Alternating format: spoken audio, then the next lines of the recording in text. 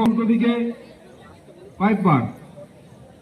ফলে কি হয়, যাদের হাত উপরে তুলতে পারে না, ঘুরিয়ে জামাটা পরতে পারে না, খুব কষ্ট হয়। কথা বলবে না, সংযোগ করো, স্ট্রেট দাঁড়াবে। পা পড়ে যাচ্ছে কেন?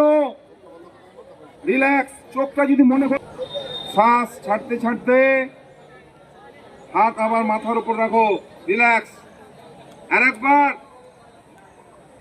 লম্বা, পায়ের আঙুলের উপরে দাঁড়াও। ইয়েস।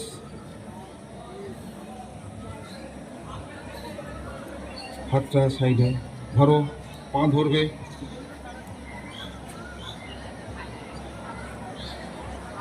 ভীষণ কঠিন আসন, কিন্তু তোমাদের এই বয়সে তোমরা পারবে এটা করতে।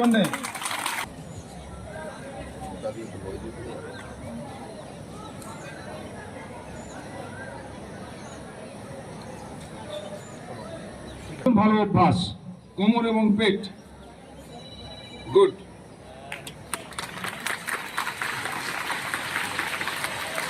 রিল্যাক্স।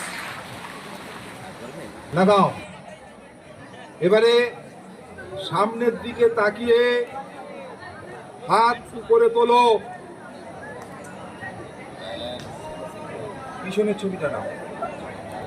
কথা বলবে না, সংযোগ করো, স্ট্রেট দাঁড়াবে। পা পড়ে যাচ্ছে কেন?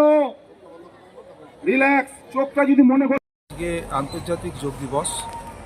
রাষ্ট্রসংঘ আজকের দিনটাতে আন্তর্জাতিক যোগ দিবস হিসেবে পালন করার জন্য দিনটা স্থির করেছে, কারণ আজকের দিনটা সবথেকে বড় দিন এবং বিশ্বের আজকে 200টির ওপর দেশে আন্তর্জাতিক যোগা প্রোটোকল অনুসারে এই যোগ দিবস পালন করা হয়।